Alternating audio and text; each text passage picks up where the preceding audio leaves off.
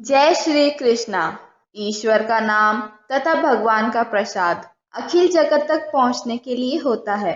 इसे जन जन तक पहुंचाने में सहभागी बने। इस चैनल को सब्सक्राइब जरूर करें तथा इस वीडियो को शेयर करें और अपना पुण्य बढ़ाएं।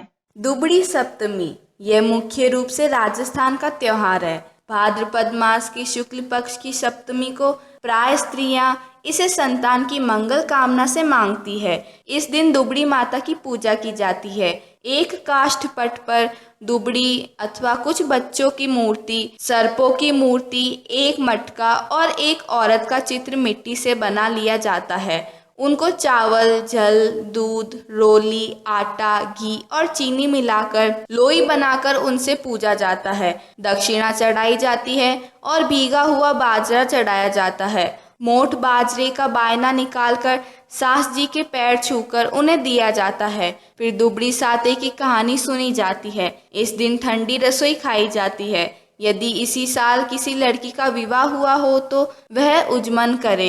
उजमन में मोट बाजरे की 13 कूड़ी एक थाली में लेकर तथा रुपया एवं साड़ी रखकर हाथ फेर कर अपनी सास जी को प्रणाम कर उन्हें दे दिया जाता है। इस व्रत की कथा इस प्रकार है।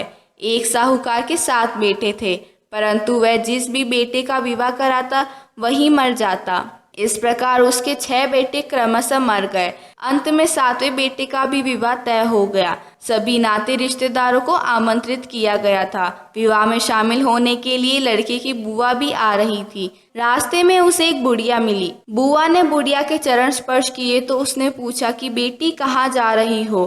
बुआ के बताए जाने पर बुढ़िया ने कहा कि लड़का तो मर जाएगा, वह जैसे ही बारात के लिए घर से निकलेगा घर का दरवाजा गिर जाएगा। यदि उससे बचेगा तो भी जिस पेड़ के नीचे बारात रुकेगी वह पेड़ गिर जाएगा। वहां से बचने पर जब वह ससुराल में प्रवेश करेगा तो वहां का भी दरवाजा गिर जाएगा। उससे भी यदि बच गया तो 7वीं भावर पड़ते समय नाग आकर डस लेगा। बुआ बोली, हे माता, मेरा यह एक ही भतीजा बचा है। जब आपने इतने अनिष्टों की बात बताई तो कृपा करके रक्षा का उपाय भी बताएं।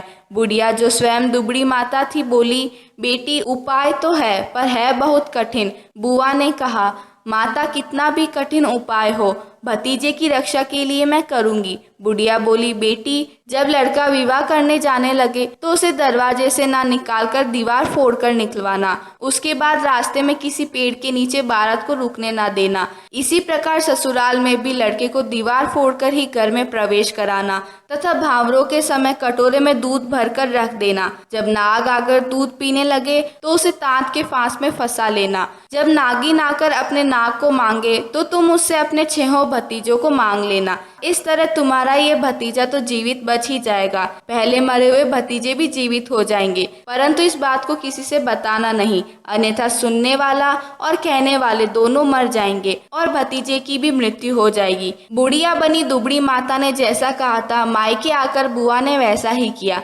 सभी घटनाएं दुबड़ी माता ने जैसे बताई थी वैसी ही घटी, परंतु रक्षा का उपाय बता देने के कारण भतीजे की रक्षा हो गई और पहले मर चुके 6 भतीजे भी जीवित हो गए। दुबड़ी माता की कृपा से सब कुछ आनंदमय हो गया। बारात लौटने पर बुआ ने सप्तमी को दुबड़ी माता की पूजा कराई। हे दुबड़ी मैया, जैसे तुमने बुआ को 7 भतीजे दिए वैसे ही सबको संतान सुख देना। पूर्णमिदम्।